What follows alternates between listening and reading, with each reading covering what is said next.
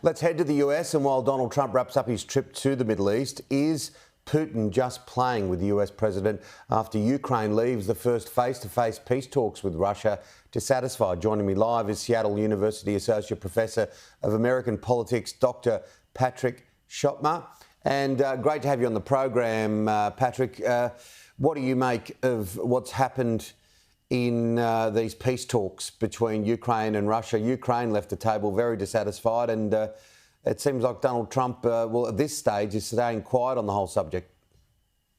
Yeah, President Trump, since coming into office, has shown he's kind of waffling, I think, on his Russia-Ukraine policy.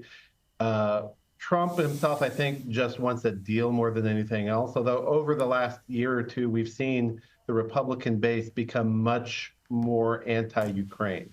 Ukraine really needs American support to keep fighting, and so they have to come to the table because Americans want them fighting. But I think Ukraine and Russia is sinking in President Trump's priorities, in part because he's seeing that as not really being something that America can profit from immediately. And I think the president is more focused on economic issues at this time. Meanwhile, not too far from where Donald Trump has just been in the Middle East, we've seen some fairly grim images of what's happened in Gaza. It doesn't look like Benjamin Netanyahu's listening to him either.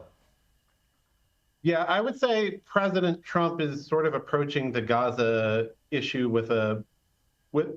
from a perspective of benign neglect, really. In a sense, it's sort of the exact opposite of what we saw from the Biden administration.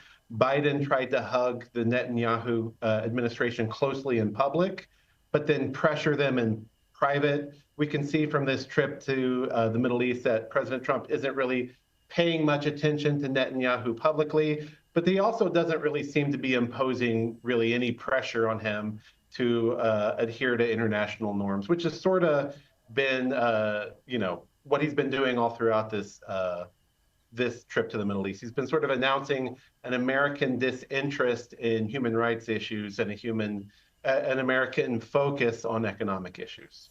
What do you think the general American view is on this trip to the Middle East? There was lavish moments. It was unprecedented at times. How successful do you think it's been? Well, from the coverage we're seeing in the American press, the focus on the trip has mostly been on the Qatari plane. So I think from the American perspective, while I don't think that there's a strong interest in re-engaging significantly one way or the other in the Middle East with like boots on the ground or anything like that, I do think Americans are interested in questions of economic development. But the way Trump has been going about it, with the close connections his family's business has with some of these leaders in Saudi Arabia and Qatar, and the offer of the plane from Qatar, has raised some ethical issues around the president and his engagement in Middle Eastern partners and allies.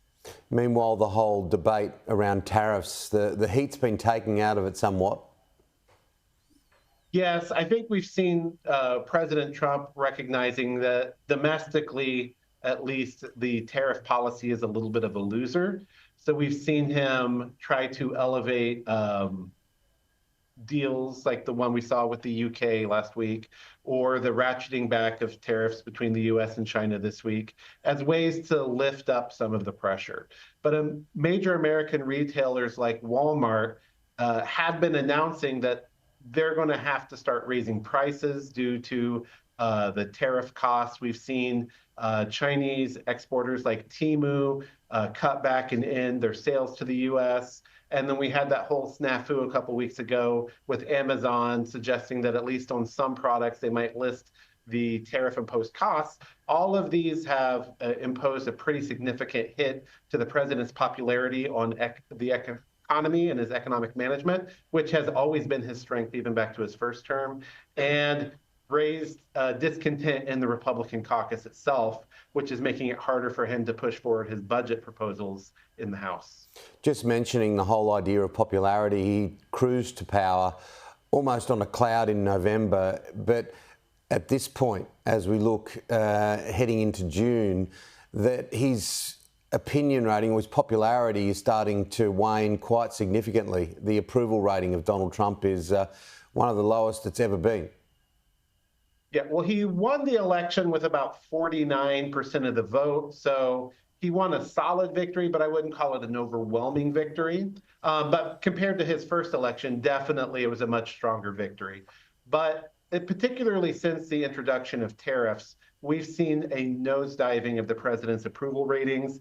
What this is telling us is that we're seeing erosions among independents that had crossed over to support him, particularly among Hispanic voters and young men. But he's also beginning to lose some support among Republicans themselves. Now, he's still in no danger of losing support from the Republican base more broadly.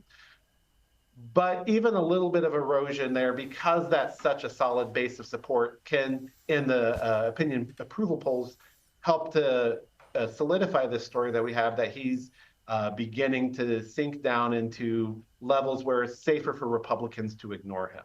Yeah, absolutely. Look, we always appreciate you coming on the program, and I love getting your insight. Let's do it again soon. Sure thing, Tim.